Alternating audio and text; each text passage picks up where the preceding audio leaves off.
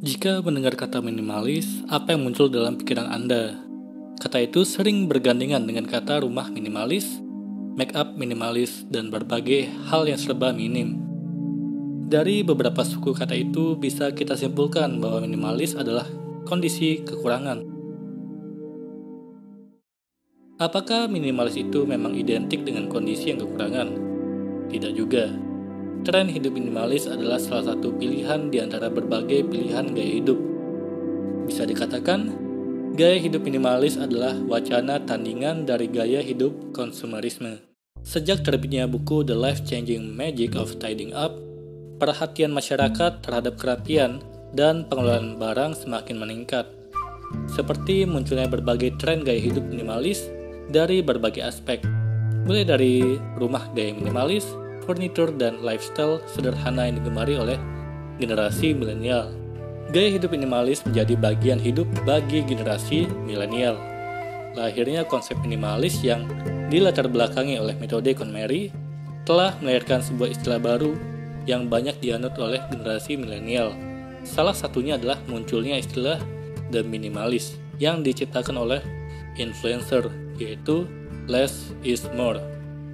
Konsep tersebut mencoba untuk memahami bahwa hidup dengan sedikit barang dan perabotan membuat hari-hari terasa lebih bahagia karena akan ada hal penting yang akan ditemui dibandingkan dengan disibukkan oleh barang-barang setiap harinya. Populernya konsep minimalis pun ikut mengundang berbagai kalangan untuk melakukan praktik gaya hidup minimalis yang dilakukan oleh sederet tokoh atau artis di Indonesia. Salah satunya Raditya Dika, salah seorang penulis dan juga YouTuber yang ikut mempopulerkan konsep tersebut dalam kehidupannya. Melalui pernyataannya di konten YouTube miliknya, ia kini tengah mencoba menjalani hidup minimalis. Lama-lama gue jadi tertarik mempelajari soal minimalism ini, dan walaupun gue belum sepenuhnya minimalis ya, cuman gue jadi jadi tahu beberapa patokan-patokan mereka gitu. Ia tak lagi mengoleksi banyak barang, bahkan ia menjual barangnya yang tak terpakai dan menjalani kehidupan sehari-hari dengan sedikit barang.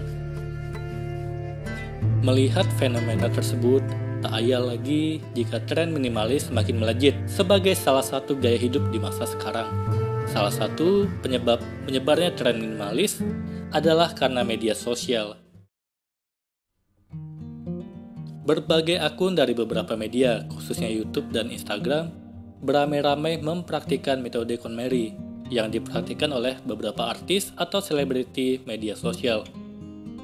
Bahkan muncul sebuah game yang dikenal dengan minimalist game, yaitu sebuah permainan yang mengharuskan untuk membuang atau mendonasikan barang yang tak terpakai setiap hari dalam 1 bulan. Cara ini dilakukan secara bertahap sehingga memudahkan siapa saja untuk menjalani hidup minimalis sedikit demi sedikit. KonMari dan lifestyle. Tujuan dari metode KonMari adalah untuk merubah hidup yang dimulai dari hal kecil, yaitu membuang atau menyingkirkan barang yang sudah tak diperlukan lagi. Hal tersebut terdengar sangat filosofis, bahwa gaya hidup hedonisme dan konsumerisme tidak selalu menciptakan kebahagiaan. Di balik tren minimalis yang saat ini menjadi gaya hidup baru bagi generasi milenial, ternyata menimbulkan sebuah kenyataan baru.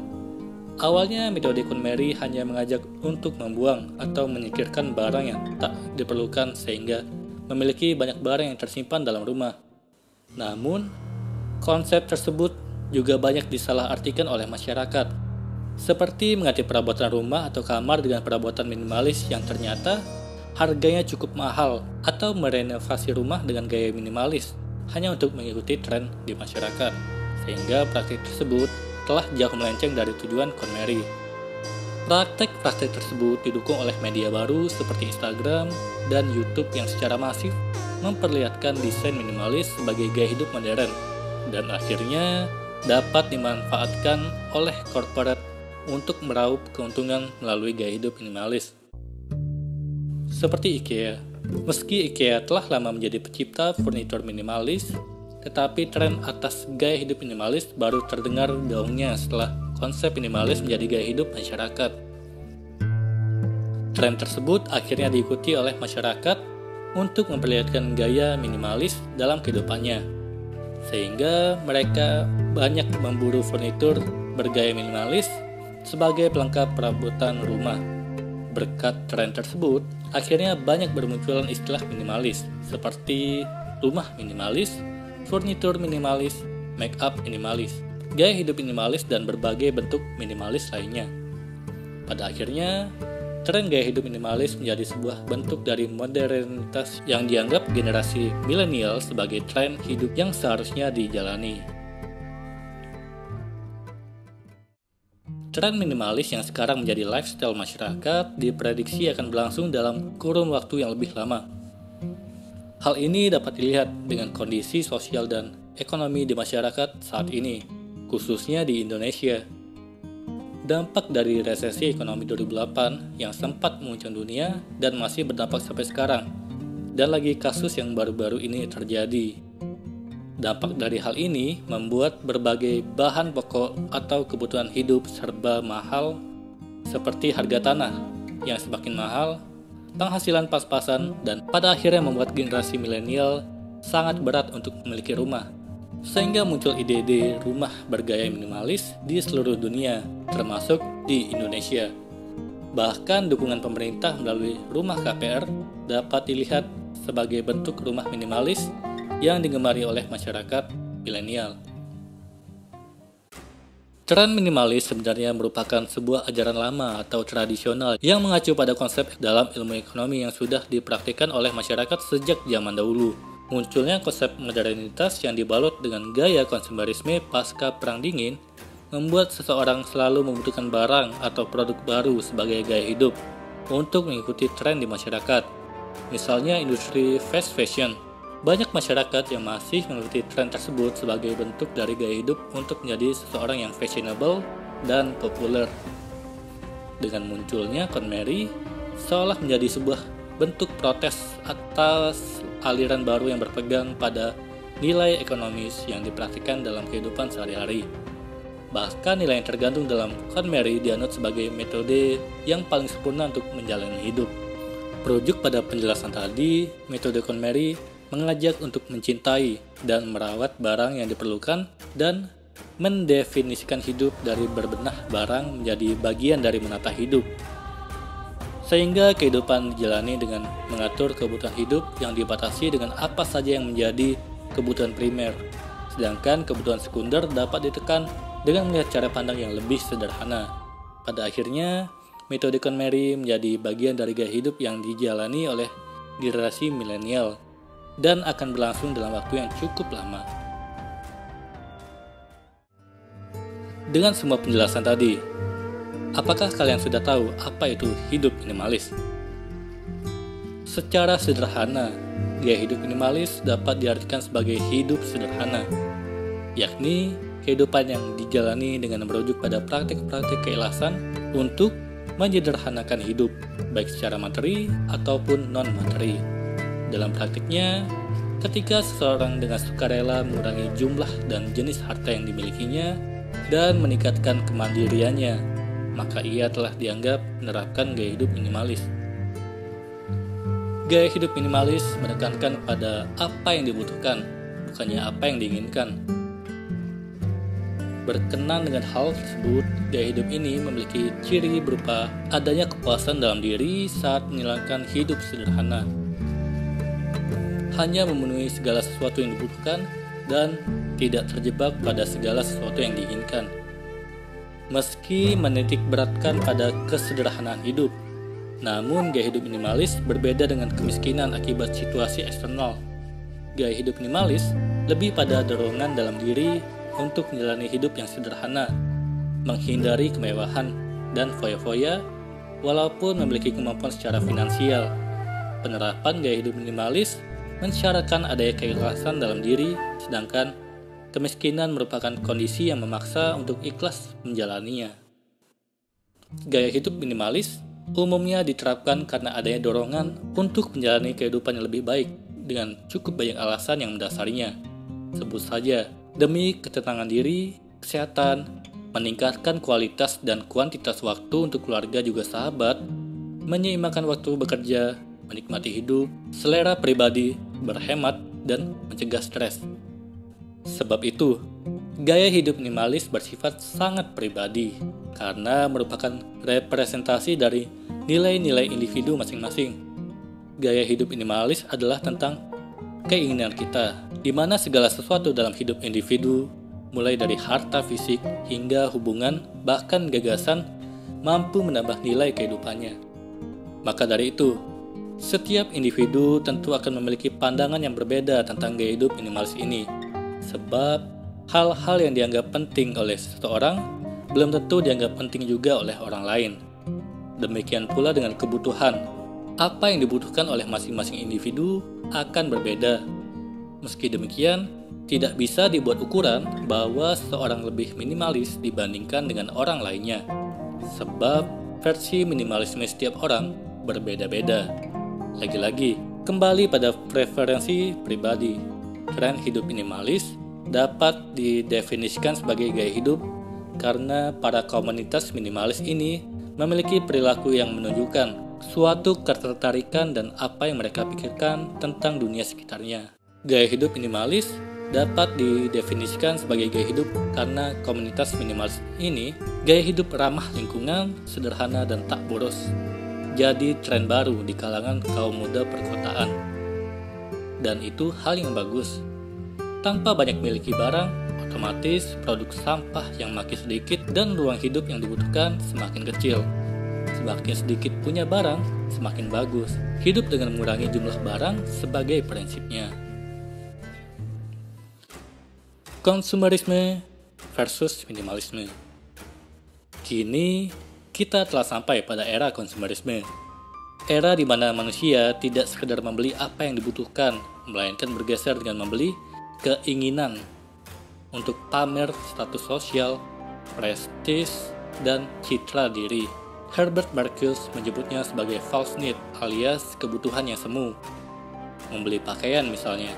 Di era yang telah membentuk sempurna masyarakat konsumen, kebutuhan untuk menyandang lebih didorong oleh tren, dipromosikan influencer.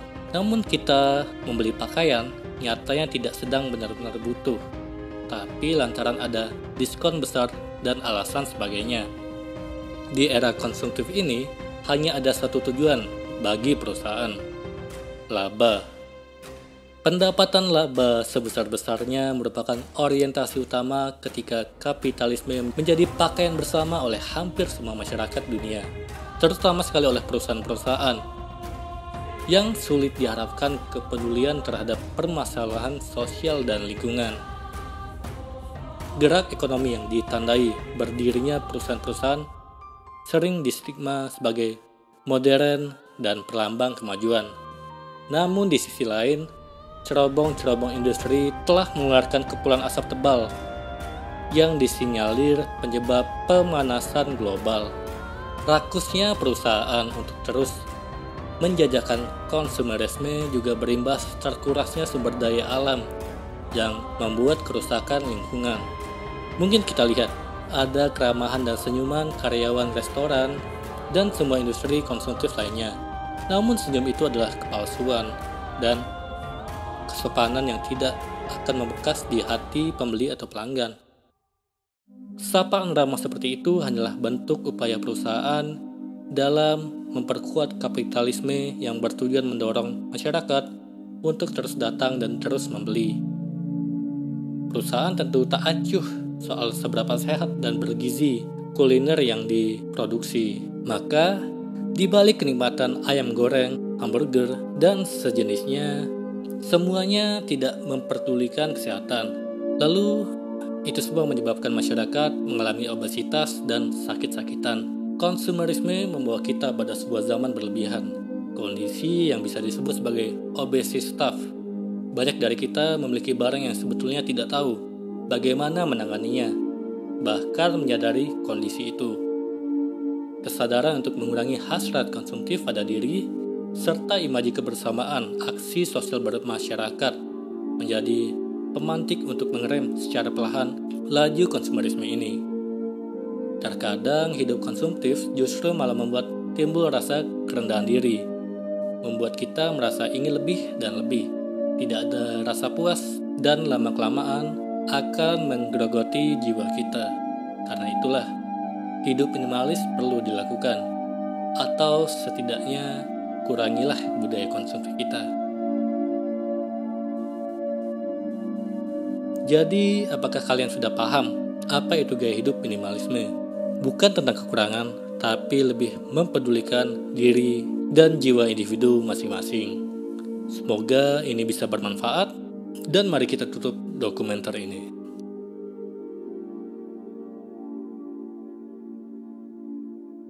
Kenapa sedikit itu lebih baik?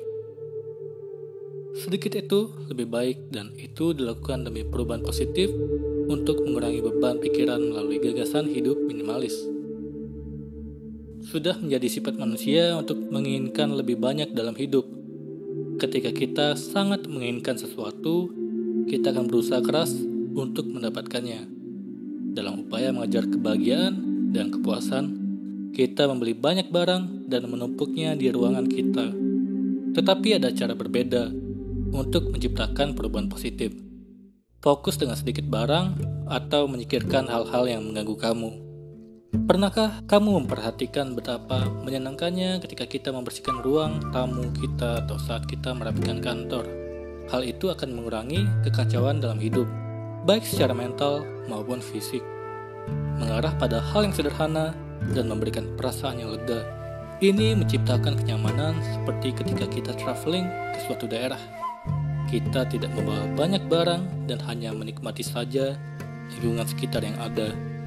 Kita memiliki lebih banyak ruang untuk bersantai dan menikmati hidup. Bayangkan jika gagasan untuk membersihkan kekacauan ini dapat diterapkan pada kehidupan pribadi kita.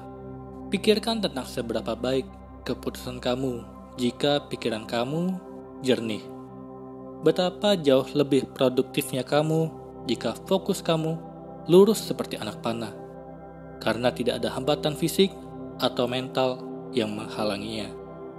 Karena itulah muncul gerakan minimalisme.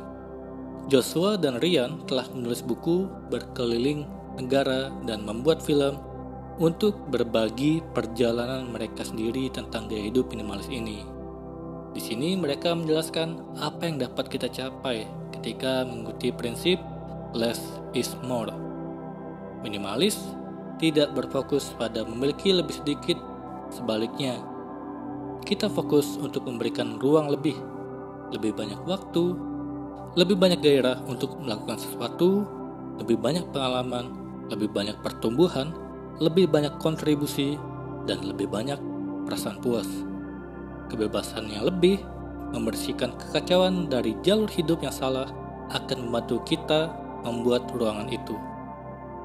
Minimalisme adalah hal yang membuat kita dapat memberi ruang bagi hal-hal penting dalam hidup yang sebenarnya bukan harta benda. Tidak hanya sedikit itu bisa berarti lebih banyak, lebih sedikit berarti dapat membuat lebih banyak ruang. Saya bukanlah seorang minimalis kelas atas seperti orang-orang itu, tetapi setelah banyak kesempatan mengalami hidup dengan dua cara, saya sekarang condong ke cara berpikir ini untuk hidup minimalis, demi mendapatkan banyak ruang baru dalam hidup. Saya terus berupaya mengikuti jalan yang sederhana, sehingga saya dapat menciptakan ruang untuk bernapas, ruang untuk lebih banyak. Akan tetapi, saya juga tidak mengajarkan kehidupan untuk berhemat yang ekstrim. Saya masih memiliki barang, dan saya masih menikmati barang tersebut. Dari koleksi buku inspirasi, action figure dari film favorit saya, hingga gadget untuk hiburan seperti laptop, PS4, dan koleksi permainannya. Saya masih memiliki hal-hal seperti kamu semua. Saya hanya fokus untuk berusaha agar tidak memiliki banyak hal yang tidak bernilai banyak bagi diri saya.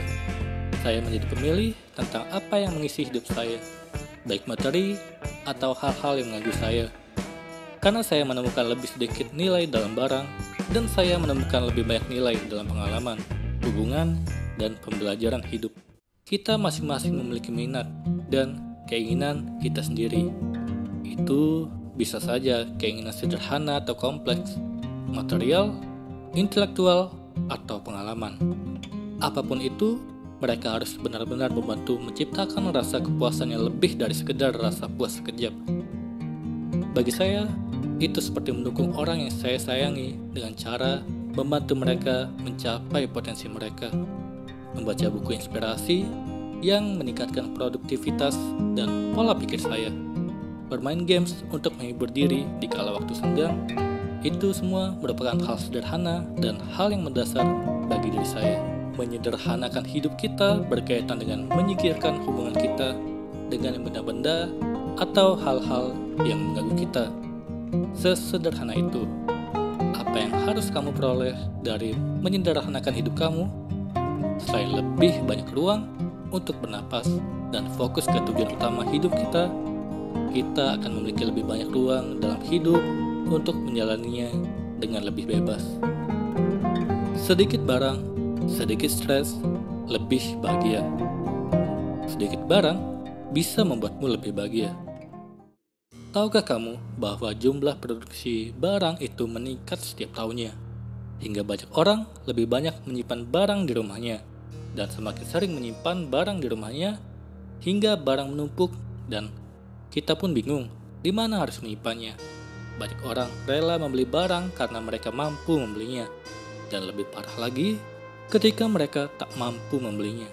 Jadi sebagian orang yang tak sanggup membeli barang ini rela berhutang kredit demi membelinya karena suka dengan barangnya, atau sekedar ingin membeli barang karena ingin dipandang hebat saja. Dan orang-orang ini, termasuk saya yang dahulu, merasa lebih bahagia karena telah memiliki barang yang diinginkan, meski barang itu bukan barang kebutuhan dan tidak membuat saya senang sedikit pun. Kebahagiaan kita telah berubah. Dulu punya sedikit barang saja, kita sudah bahagia. Sekarang kita ingin lebih banyak barang dan ingin terus lebih banyak. Keinginan untuk membeli banyak ini membuat kita panik. Kita takut tidak akan punya barang itu, takut diremehkan orang lain, takut tidak bisa membayarnya ketika berhutang untuk membelinya. Rasa panik inilah yang harus dihilangkan dengan cara mengurangi jumlah barang yang kita beli menjadi lebih sedikit.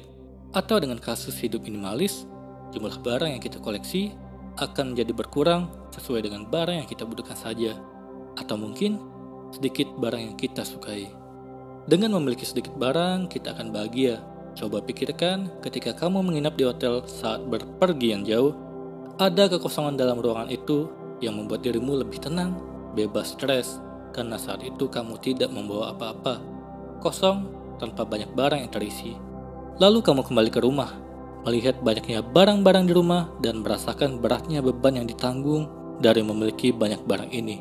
Seperti harus membersihkannya setiap minggu, merawatnya setiap bulan, dan membayar cicilannya jika kita membeli barang itu dengan cara berhutang kredit. Hal ini berarti lebih sedikit barang, lebih sedikit stres, dan hal itu akan membuatmu lebih bahagia. Kamu bisa menyimpan uang lebih banyak dan bisa digunakan untuk dana darurat atau anak cucu nanti. Tidak ada kata terlambat untuk memulai. Kamu bisa memulainya dengan menyortir barang di rumah kamu. Perhatikan barang mana saja yang sudah tidak digunakan lagi. Pisahkan barang itu dari barang yang masih diperlukan. Coba lihat setelah melakukan hal itu, ruangan akan terasa lebih lega. Layaknya hotel yang kamu tempati dulu. Tidak harus mewah, tapi saat ini kamu akan memiliki lebih banyak ruang untuk bersantai dan menenangkan diri, alih-alih memikirkan tentang barang apa yang harus dimiliki ke depannya. Semoga ini bermanfaat. Sekian dan terima kasih.